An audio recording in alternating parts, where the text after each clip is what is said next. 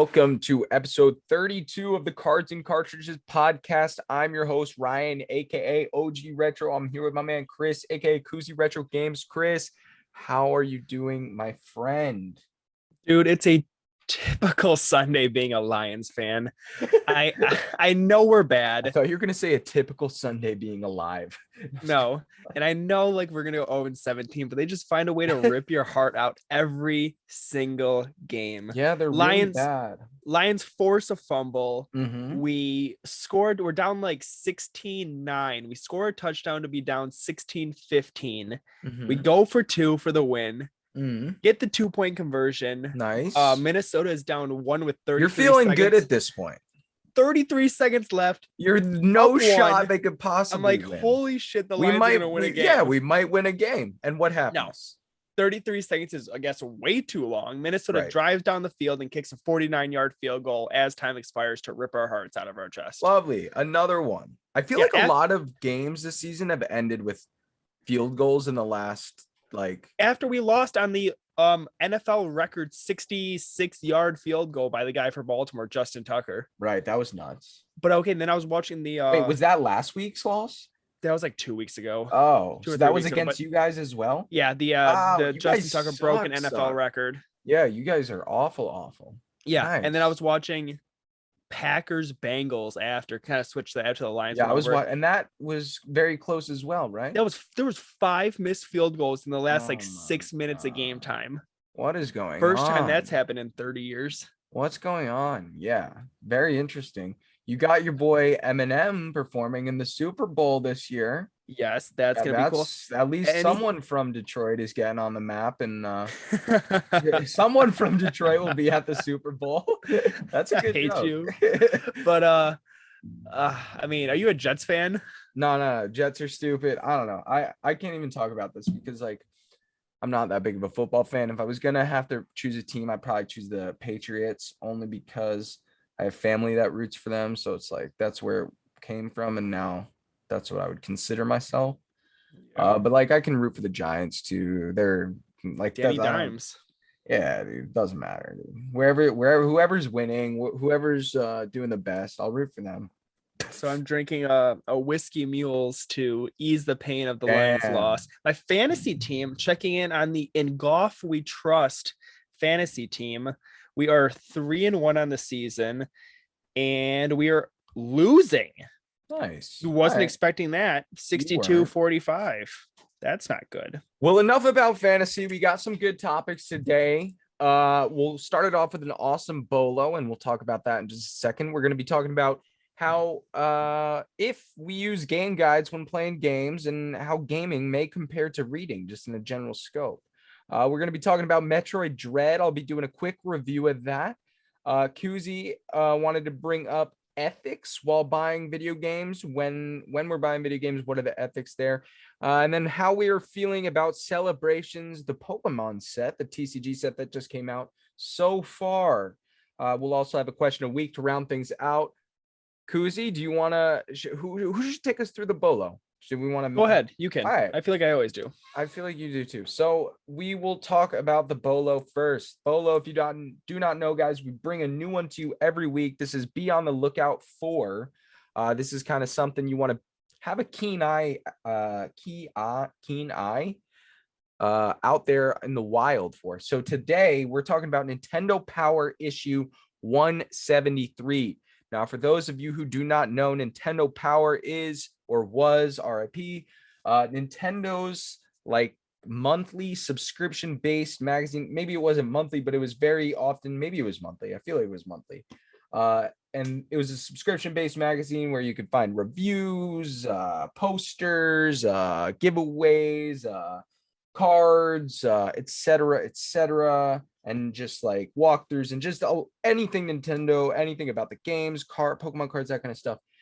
So what's so special about issue 173? Issue 173 has what we call the Eon ticket. The Eon ticket was a promotional item for the games Pokemon Ruby and Sapphire. So when those games came out, I think it was 2005 or so.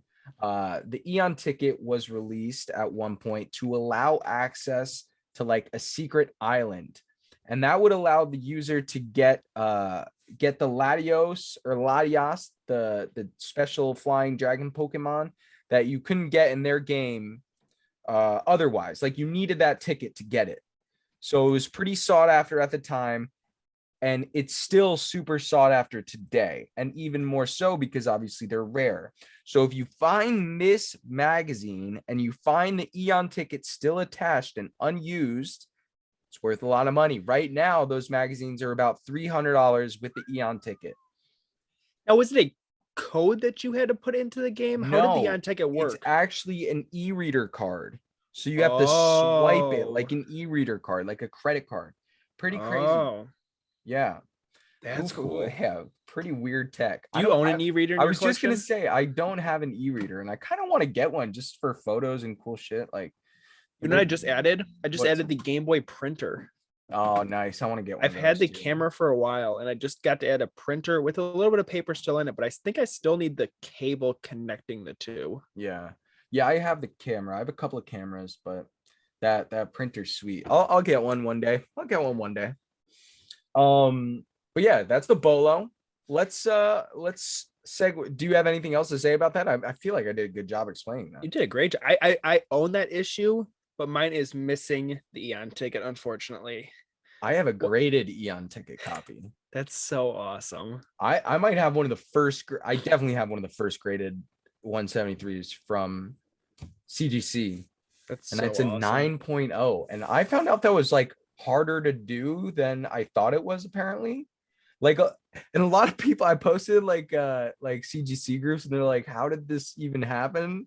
And I was like to get a 9.0? Yeah, to get like a 9.0. Wow.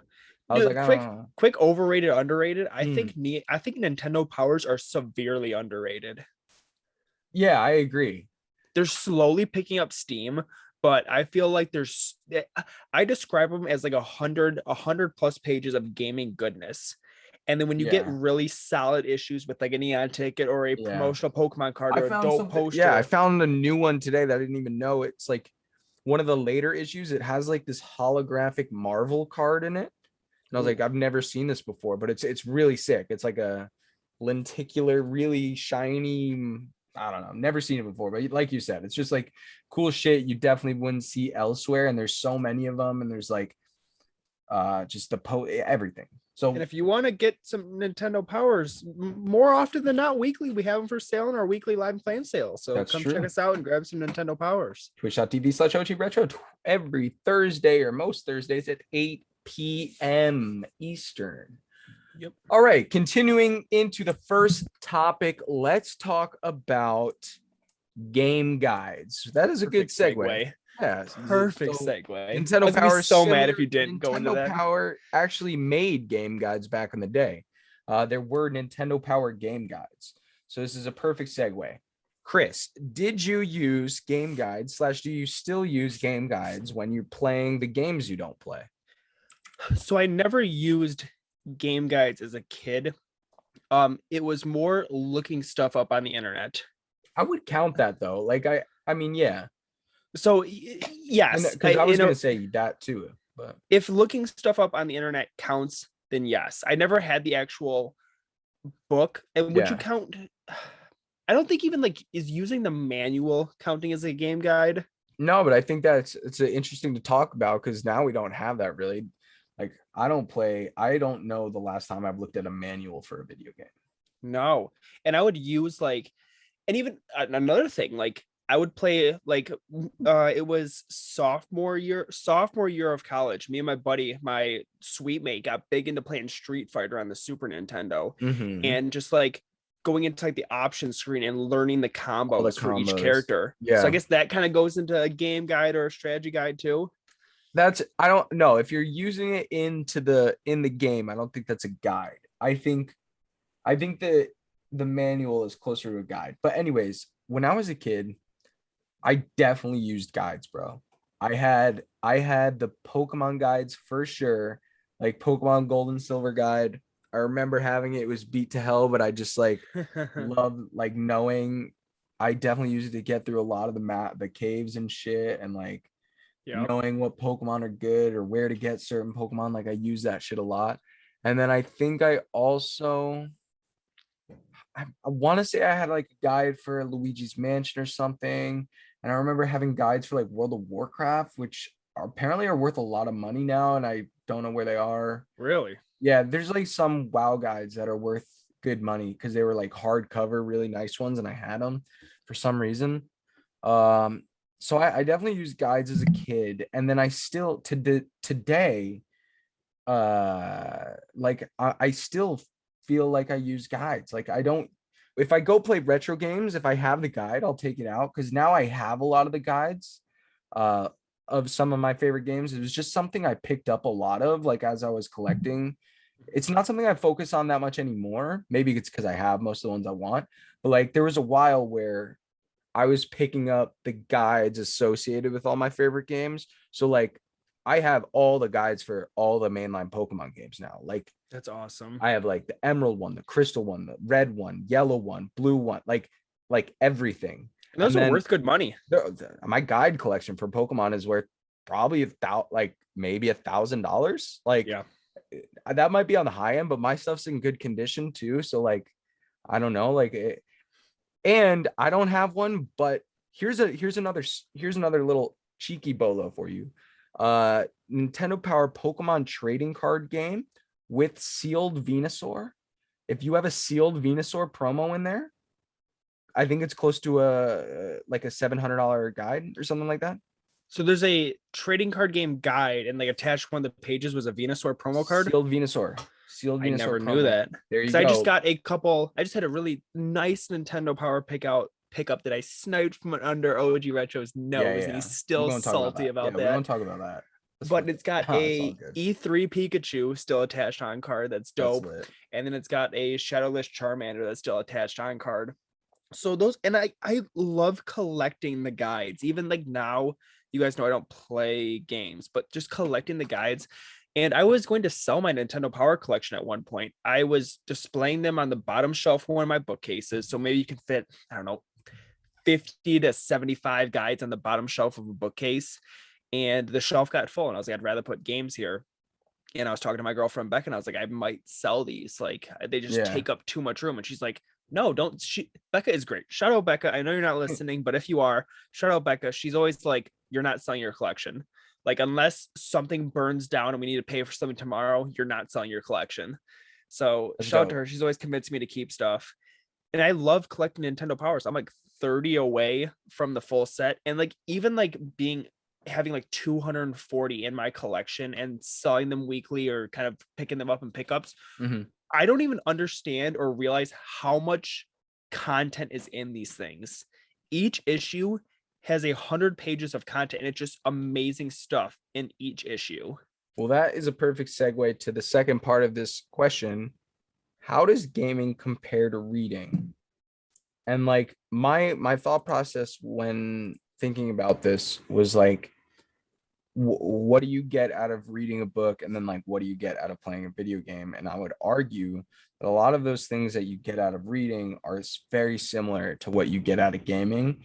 And like I'll explain, like for me, when I play like a single player game like Metroid Dread, for instance, that I'm playing right now, or what I finished just a couple weeks ago, Kenna Bridge of Spirits, like when I play one of those games, it's, to me, it's just like reading a book, because it's like there's a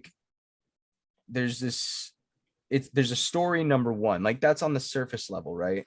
Like obviously there's a story, there are characters, there's a plot, but like then there's like the whole thing of like either understanding the book, like, and that means like taking all these characters and the plot and everything and like synthesizing, like thoughts on that and like coming up with an understanding because of this book, or like a lesson from it, or like deriving some higher meaning from it.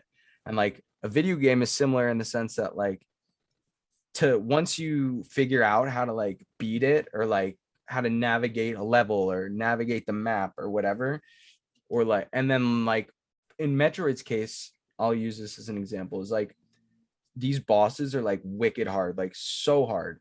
So like there's a bunch of attempts to do it. So like you literally are learning better like learning more on like how to beat these bosses, and then at the end you're left with a sense of accomplishment and like bigger understanding on like the game and how to beat it. And I think that sense of accomplishment can definitely translate into life, or like perseverance. There's things you can learn from video games that can translate to life, and there's things that you can learn from books that translate to life. Thoughts, opinions. Yeah, the two things that came to my mind when you brought up this topic was like, what do I get out of reading a book? And the two things I get out of reading a book are learning and entertainment. Mm-hmm. And I think those two things can easily translate into video games. Yeah. What's the last game you played now? Like the last game I like sat down and played. Yeah. Couldn't even tell you. Yeah, couldn't even tell. Fair enough. And I was Becca was over today and we were hanging out. We were watching. Oh, I want to give a shout out to Ryan and everybody in the claim sale community who donated to my birthday last year. We just used some of the Chewy gift cards. Hell yeah! To buy Scout her birthday, not her birthday, but her Christmas presents. Let's go, Scout! We're Christmas. We're ahead of the curve, but we got her a lofted like outdoor dog bed. Oh, that's cool. A fall bandana, a Christmas bandana. Those were Becca's ideas, if you can't tell. Yeah. Some food. A harness for her walks. Pulling out. I love it. Something else. I mean, all that's like it was good prices for all that stuff. It helped that we had a gift card too. Yeah. But this is like one of the first times ordering from Chewy, and it's like their just process is so good. Their website's great. It's got. Are they owned by Amazon or are they owned by? I'm not sure. Yeah, but their website was super good, super easy to use. Ordering a harness, it has size charts, it has videos on each product. It's been great. So shout out, we got Scout her Christmas gifts. How did that come about? I don't know, but shout out to you guys. Last game actually said so. We were hanging out with Becca, and I was like, we were just bored. We were watching football, doing whatever, and I was like, I thought about like, hey, do you want to play a game? But then even like having 1,000 games in my collection, I was like, there's nothing I want to play. That's weird, dude. And I don't know. And it's if like, you were gonna play a game with Becca, what would you play? Probably something like Mario Kart, Mario Party, things like that. Yeah. She wouldn't want to sit down and play like Zelda or something. No, I mean you can't co-op Zelda. No, and it's like I don't know. It's like I don't mind playing games. Just it's like, and I have plenty of games to play. I just think I'm in a weird mindset to where it's like I don't want to set up a system or I don't want to dive into something. And maybe it's just because I haven't. Maybe I actually need to sit down, bite the bullet, and play a game. That's totally it. And I get into the same mindset. I think is where like we are so lucky to have access to so much, even if we didn't have collections, right? Dude, tell your 10-year-old self you'd have 1,000 games in your collection. Yeah, and also tell your 10-year-old self that you could have something like Game Pass that exists, where you can literally pay this $15 a month, right? The same thing you used to pay for Xbox Live back in the day, but instead of just getting access to online service, you got so many free first party and really good game. Like just the access to everything is so insane. So what I was going with that is like sometimes it is hard to like you get overwhelmed by how many choices you have, and like the only way is to just pick something and like start. Dude, and it's just like what I need to do. That's actually another comparison to a book. It works exactly the same. Because like if I don't read a book, I just don't read book. Like if I don't read, do you read like nowadays? Do you like reading? Like you answered that video game question. No, the last time I read a book was probably last year at the start of the pandemic. Yeah. And I forget what it was called, but it was an autobiography. I was about to say that so botched. An autobiography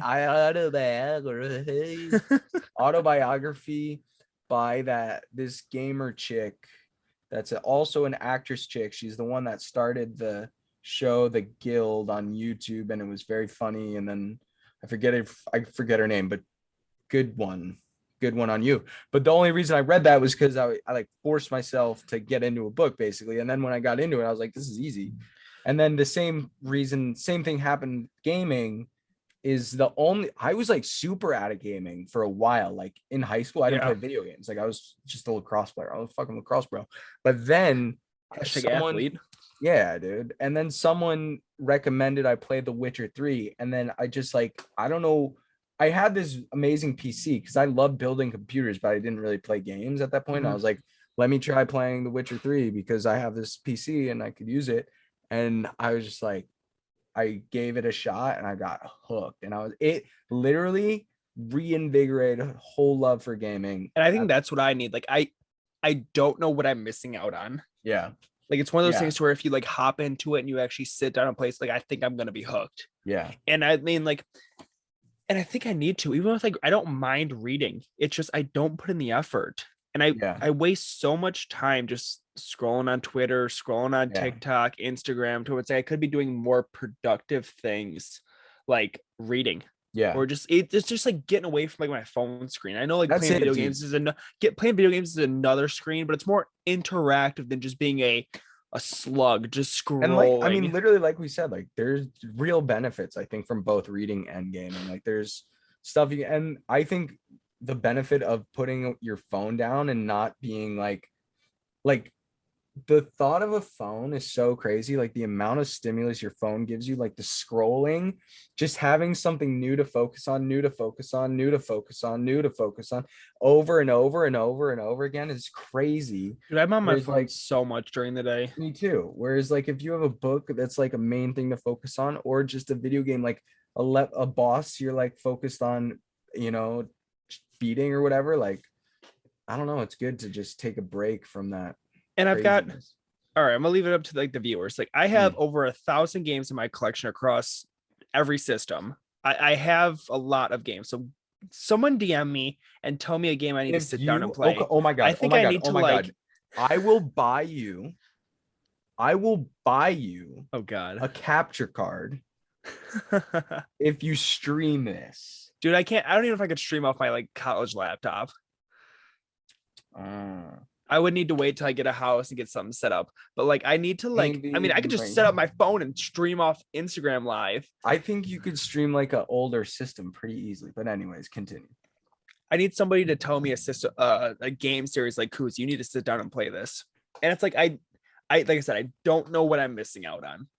Yeah. So I need to play something or read something. I mean, and like I've read one of Gary Vee's books and I liked it. And then I have 12 copies of his new book, 12 and a half, coming in. Long story of why I have 12. Hopefully it pays off in the end. But I'm going to read that. That drops like November 10th-ish. And it's like, I just need to do more with my time. And that was another topic I wanted to bring up. And I think we've talked about it before. Just, we can talk about it in another episode too, just getting out of a rut. Yeah. And I feel like I'm just in like a selling rut right now. I feel you. And I think you said when you were in Florida, you're in kind of a creative rut. Yeah.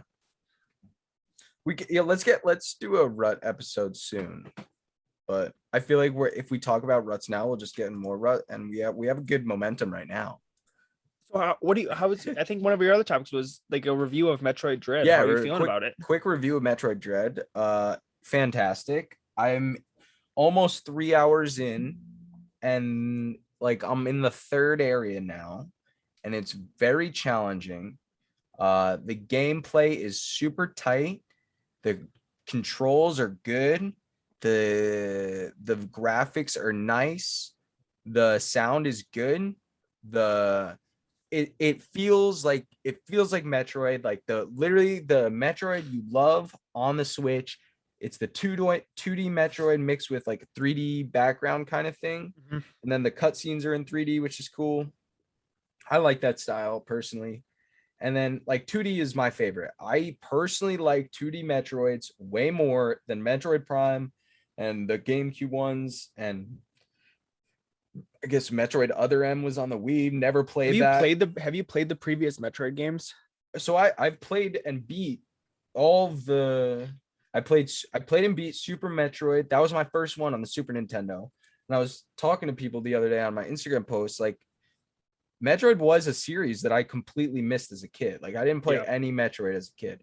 I fucked around with the Metroid Hunters demo on the DS. Quick bolo. You know what's really expensive? The Metroid Pinball on the DS. Oh, okay. Metroid Pinball is like an $80 game. That's crazy. But yeah, so I played that. So technically that was my first experience with Metroid. Or yeah. Maybe I played Prime at a friend's house or something, but I never owned Prime growing up. And then I as an adult, I played Super Metroid, beat Super Metroid, then fell down the rabbit hole. I got Zero Mission and Fusion. I played and beat them both. Zero Mission, definitely my favorite. And what else have I played? I guess that's really it. I played those 3 ones. I played Prime, but I don't think I beat it, and I don't like it that much. I just don't like GameCube unless you grew. I don't know. I don't feel like a lot of GameCube games have really like held up. Yeah. And maybe that's unpopular opinion, but I think it has to do with the controls and just the fact that they're like GameCube's like in that weird in between where like the reason why Super Nintendo games still hold up is because like pixel art is still a style that is used today, and they were so impressive at the time, and the gameplay is what mattered in those games. Yes. And whereas like, and then you have games today like the PS5 or like PS5. No, let me go the GameCube.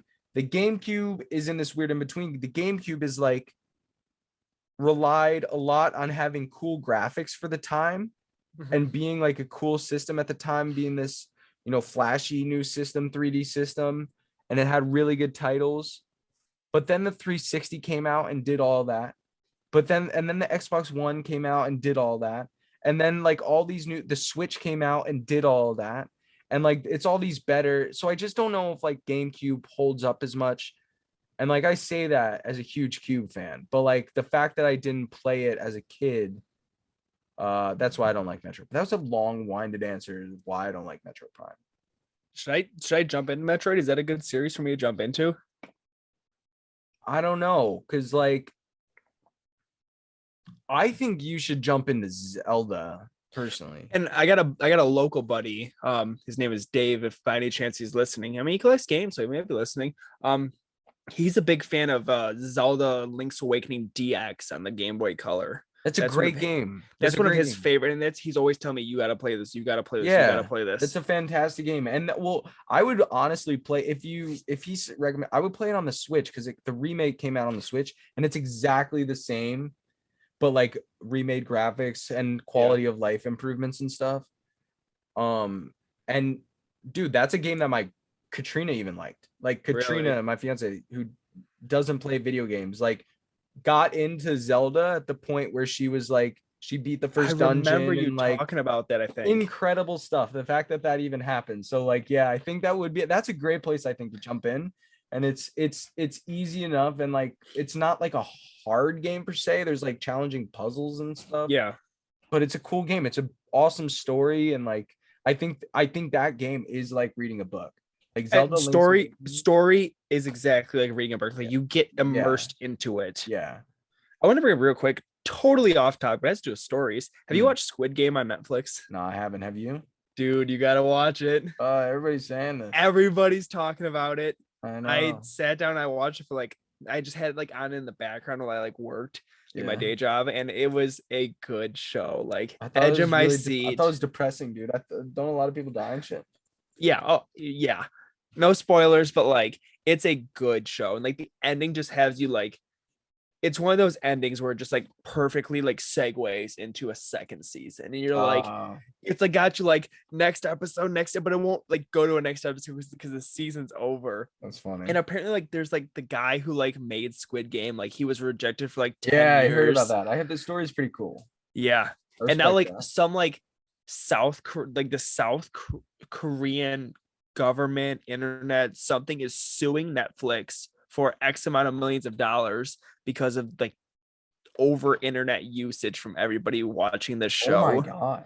Yeah. So now like Netflix is being sued by South Korea because it's generated like, I think like the third I could be totally wrong, but the third season of Stranger Things was like the most popular thing on Netflix, and this has like 13 million more viewers than the third series. I don't understand Stranger Things. That's so crazy. It's got to be fucking nuts, huh? Dude, just start it tomorrow while you're working, while you're doing your stuff. Just, I know you got 2 monitors. Just have it on. It's great. Yeah. All right, I'll check it out, I guess. Oh man, fuck me. Yeah, it's great. Let's continue on. I feel like we're rambling here. It's good. It's good fun. You want to talk about ethics when buying video games, huh? Yeah. So shout out to Pat the NES Punk and his podcast, the CU podcast. That's where I'm kind of getting this idea from to talk about. Mm-hmm. So there was YouTubers, and let me pull up my notes real quick. YouTubers by the name of Cheap Finds Gold Mines. So they kind of do game hunting, thrift hunting, things like that, reselling content. Mm-hmm. And they went to a estate sale, garage sale at a hoarder's house. Oh, And there's believed to be that this hoarder was maybe ran a store in the early 2000s, or they just bought everything and held on to it. But they went through and basically got like 2 truckloads, like truck bed loads full of video games, like tubs and tubs of video games, and the majority of the stuff being sealed. Mm-hmm. And according to the Pat the NES Punk podcast, the latest episode that they did, this stuff was valued at around $100,000. And when they were buying the stuff, the guy running the sale was like, I don't know what this stuff is worth. Give me $800. And I think they went on to even negotiate lower than the $800. And the whole question Pat and Ian were talking about on their podcast was it unethical for them, one, to negotiate from the 800, and two, should they have paid more than his original asking price? Because they knew this stuff was worth so much money. No, because number one, this is a kind of a unique situation just because I saw the story. They had to do so much work to get all these. It wasn't like someone took all of this stuff out and then sold it to them. They were tasked with going inside this hoarder's disgusting house. Let's just like call what digging it is. through. Like there was no carpet. Zone, you couldn't walk. Were on top of stuff. So they were tasked with digging this all out. They could ask whatever they want. They could have been paid to take it all away. Like it's like a junk removal. That's just how you pay a junk removal company. Exactly. No. They had all the right. If he named a price and they agreed to the price, that's how business works.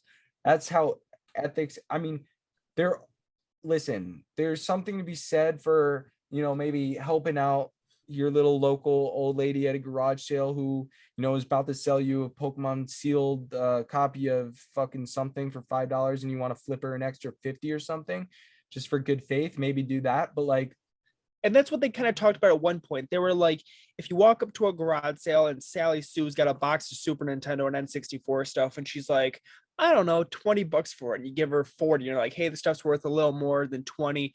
I feel comfortable giving you 40. Yeah. I guess like that's in the back of your mind. You're kind of doing a nice thing. But then, bro, I'm going to also agree with you and say no. Like, yeah. Especially like if you're at a garage, so let's start with garage sales, sales, estate sales, Facebook marketplaces. If somebody names the price, I'm going to pay the price and I'm probably going to negotiate with you. Even if it's a good deal, I'm probably going to negotiate with you just because their idea of a garage sale, them having a garage sale is I've got this junk sitting in my basement, sitting in my closet. I want it gone. Yeah. If they did their due diligence and priced their stuff out and knew what they had, that's one thing. But if they're just like, I don't know, give me $20 for this box of Game Boy stuff, I'm probably gonna offer 15. Yeah. And they're happy. They know they're gonna get negotiated with at their garage sale. Yeah. They're happy because they're getting stuff out of their house and they're getting cash in their pocket. Yeah. I just say no on both the questions. I don't hear people who are like, the problem that they negotiated either. It is what it is. Because 800 still, I feel like 800 is still a lot to pay for fucking games that you have to go digging in a hoarder's house for. And would you do it? And the shit was probably disgusting. Yeah. Would you do it? Probably had would I do what? What they did for 800%. 100%. Dude, I would do it twice on Sunday. Yeah. Like, I guess I would too, but so fucking. And it's like, it's gross, but like the payout. And if you like go and actually watch their video, and even Phoenix Resale did a video, and I watched. What is like the best stuff they got? Because 100,000 in sealed Dreamcast, games isn't that much, I feel like. Sealed Dreamcast, sealed GameCube. They got like nice sealed PS2. They got nice stuff. Go watch when Phoenix Resale had a recent video if you guys want to watch it, where he bought some of this stuff from them. Yeah. But even like check out Cheap Finds Gold Mines on YouTube and see their actual video to what they picked up. We'll have to check that out. Very cool. Like, but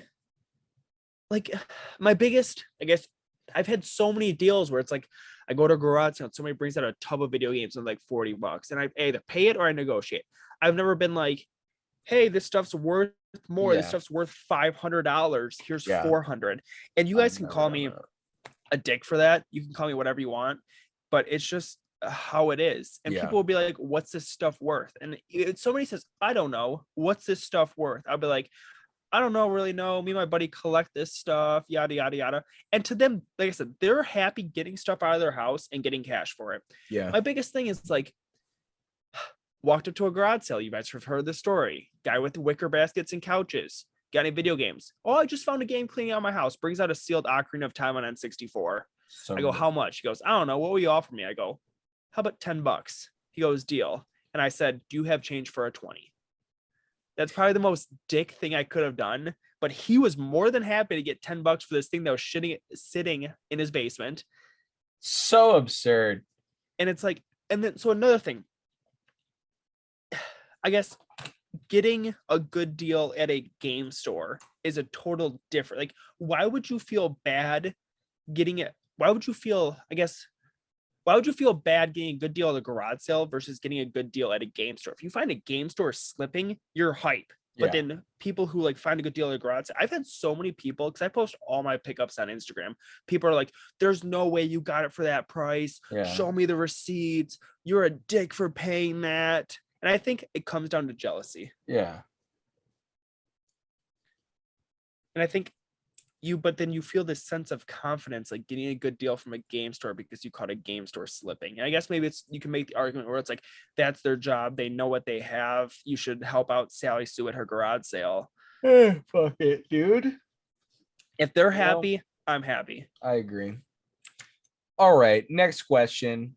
What have we thought of the new set Celebrations so far? And this is all full disclosure, both Chris and I have not opened Celebrations yet. I haven't even bought any or pre-ordered any. So there you go. That's his opinion. And I'm actually looking forward to opening it. It's a very small set. There's like, I don't know, 25 cards in it or something, or 50 cards, something very ridiculous. There's like a subset. Is there a classical set? And something else? So it's not a big set. And that's kind of disappointing, I guess. I wish it was a little bit more similar to like XY Evolutions. And I feel like it has that feel because it's, reprinting some of the most nostalgic cards, and that's kind of cool. But why didn't they go further with it? Like, there should be more. That's really, I haven't even opened it yet, but I feel like I know every single card. And my biggest thing is they're not rare. So there's, correct me if I'm wrong, 4 cards per pack, and every card's a holo. Yeah, something like that. 4 cards per pack, every card's a holo, and it's a small set. So now I'm seeing the set has been out for 2 days? It came out on Friday. The chase card, quote unquote chase card, the Charizard. I see people selling it in Facebook groups for $80. Yeah. What was the Rainbow Charizard from Champions Path going out in the first 2 days? $725, $725, $800. Like, and now the chase card from Celebrations is going for $80. That's kind of sad. Do you think it's just like Pokemon did their job and made enough pre-orders and stock available for people to get this? I think that, and the fact that the set is a little weird. Like, it's very easy to pull these cards. I'm seeing so many people pull great cards. Evolving Skies, for instance, like the Rayquaza is still worth money, and it'll come down. Don't get me wrong, but the alternate art Rayquaza is still worth more money, I think, than any of the Celebrations cards. Even so, the Gold Star Umbreon, I think, might be the highest, and that's like 260 maybe right now. Celebrations. Yeah. But that's first couple days. Give it 2 weeks. Dropping hard. And that's a card I would like. That's really the only card I want from the set, maybe, is that. Maybe I do that all gold Mew is hot, I'm gonna be honest. And Rock Pokemon just sold that card for $70 or something, $75. The So cards are great. Don't get me wrong. It's a well done set, and the art and the cards they have in there is amazing. It'd be a cool set to complete and relatively easy, like Ryan yeah, said, with it I being a heard a small lot of set. people saying that. A lot of people are You saying open they're a gonna couple complete it. ETBs and you're only a couple cards away. I mean, maybe I'll do that. Who knows? But yeah, that's kind of my thoughts on it. I'm gonna have more thoughts when I open it, I guess. This is just initial, seeing what other people have opened, reacting to that. It seems pretty cool. Honestly, I guess it's a bit underwhelming. I thought it was gonna be bigger, and it's kind of small, which is a shame. I thought we were gonna get more. So Now, maybe can you answer this question for me? Hmm? Why are ETBs $65? What do you mean? Like, because when we see like Champions Path ETBs, Chilling Reign ETBs, they're like between like $40 and $50. Why are Celebration ETBs retailing at $65? Is there They're more not packs than retailing that? at 65, I don't think. Yeah, they. I think they are. I paid 50 each. Maybe I'm wrong. We'll double check it really quick. I can right here. My orders basically pulled up. Wait. Where's the order details? Yeah, $50 each. Oh, where was I seeing 65? Maybe it was on the Pokemon Center website, because Yes. those are a little bit bigger. Okay, think. that's what I was seeing then. Yeah. Pokemon Center exclusive ones might be, or as you said, they are, and they are literally bigger. I saw Where they some. come with more stuff. Yeah, they come with more stuff, and I don't know, but That's what I was saying. It'd be cool. I feel like it's like a kind of how the McDonald's packs were. Do you think this set is gonna? Next question. Do you think this set is gonna hold value in the future, or are people? I feel like even in sports cards, I've said we're entering a junk wax 2.0. Everybody has seen 25th anniversary celebrations. Yeah. Personally, I feel everybody's buying and keeping sealed. 100%. I think we are. I think yeah. I think it's. I don't think it's tough. I don't see this stuff being worth that much. I don't know, because at the same time, like, and maybe we just haven't seen the effects of it yet. I don't know. Like, I really don't know. It's a tough question. I don't see it being worth a lot. Only time will tell. Only time will tell. We'll see. Do we have a viewer question from this week? Yeah. And per usual on the Cards and Cartridges podcast, we are segueing perfectly. Our buddy Retro Gaming Lore asks, what do you do with your bulk Pokemon cards? So I know, Ryan, you buy lots, I buy lots. We have a lot of bulk stuff. We kind of separate out the hollows, separate out the first editions, if that's how we do it. But you still have things that are wanted, like they're just like comments from Base, Jungle, Fossil, Neo, Team Rocket. What do you do with all those cards? So number one, Modern's got to be separate from this. Modern I send to usually DFW Pokemon, who has pretty good rates for bulk. So I just how does that work? You can either sort your cards into like commons, uncommons, hollows, reverse hollows, that kind, and they'll pay a little bit more, or you just send them all unsorted and ETBs or whatever, and you pay for priority, flat rate shipping, so you save on shipping, that kind of thing. Send them, and they will PayPal you whatever the total is in like a friends and family PayPal, so there are no fees. It's actually sick. Do you sort or unsort? I do unsorted because I'm lazy. I'll just sort like hollows, so like the hollows are sorted, so I get paid good for those, and then the commons, it's like very minuscule difference between some of the that kind of stuff. Now, is it as simple as like making an order on their website? Yeah, do you have to like count how many you're sending them, or do you literally just send them a box? I usually estimate, because I will fill ETBs. I think ETBs fit between 600 and 800 cards depending on how you pack them. Yeah. So I'll just do it by ETB. If I have like 8 ETBs, that's 8 times 8 is what? I definitely, dude, I'm 64. What's 8 times 8? Yeah. 72 and then 80. Oh, 64. Nice. I'm not brain dead yet. So 6,400 cards or whatever. And then I'll just do it like that. Now, what can we expect from like a payout from 6,400 cards? I feel like I usually get like, I don't know. I think, no, 1,000 cards. Every 1,000 cards is like 30 to 40 bucks, I want to say. maybe something like that. It's pretty good. It's pretty good. Not bad versus them just sitting around. Yeah, it's awesome. It's really not bad at all. Yeah, because you're never gonna have luck selling base champions pass stuff. No, not at all. Not at all. What do you do with your vintage? So then the vintage bulk, if it's true bulk, like unlimited stuff, like non-first edition, I'm like saving. I'm just saving it. Like for right now, I'm just saving. I'm honestly saving pretty much all of it. Like I'm just saving and sorting, and then like making like I'll make sale because I have so much of it that I'll make sales of my bulk. But like I have bulk like first edition rares, you know. So it's and like I have a lot of, if it's not hollow, I have a lot of it. So like I just sell it as I can, because realistically I'm not going to sell all of it quickly, or unless I want to do like a bulk deal, and I don't want to. Like I'd rather just, because I make most of the money reselling Pokemon cards in the hollows and like the higher end cards, like I'd rather just sit on the bulk that maybe isn't worth that much right now, or I can grade at PSA or something later when the rates come down too, because like back when we were back to $9 to $12 a card. That's what I'm saying, because I have like a lot of like first edition Neo or like that kind of stuff, or even unlimited Neo cards that are, you know, 8s, 9s, just like 50 of them, or, you know, 50 of one card, or thousands of like a lot. So like I don't know, I just kind of hold on to them because I don't think they're not becoming easier to find really, but they're never gonna become easier to find. No. And keep in mind, Ryan opens a lot more cards than I do.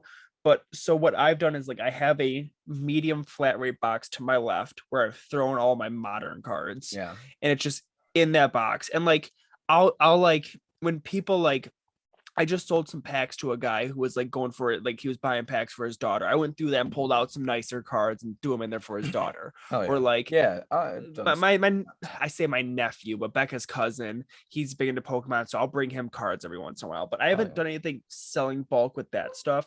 With my bulk vintage, I will sort out the hollows and sell those, say in a claim sale. I've kept all my first editions. But I've done it before in the past where I've laid out kind of what my kitchen table can fill on one side and started an eBay auction with like your just bulk, jungle, fossil, base, etc. Start at 99 cents, cover shipping, and done. I actually have 3 lots starting. We're recording this Sunday. So tonight I have 3 auctions starting for just bulk vintage. So I will circle back with you guys. Not the day that this podcast drops, but a week from the day this podcast drops. I will post on the Cards and Cartridges Instagram story the results of those auctions. That'd be awesome. Would love to see that. Awesome, dude. Anything else to talk about today? Episode 32. I feel like we touched on a lot of good stuff. Metroid Dread, game guides, reading, ethics. Anything else, bro? No, our podcast relates to reading well because you get entertainment and knowledge. Look at that. Entertainment and knowledge coming at you for episode 32. Thank you guys, as always, for listening. Make sure you hit the subscribe on YouTube, the follow on Spotify, the Apple Podcast reviews. Hit that 5-star review if you have a couple of seconds to spare. It really helps, really means a lot. We do appreciate it. We appreciate everyone for listening, tagging us in their photos, throwing it up in the car, their stories, all that good stuff. Thank you guys. Have a wonderful rest of your week. I hope it goes well. Peace. See ya.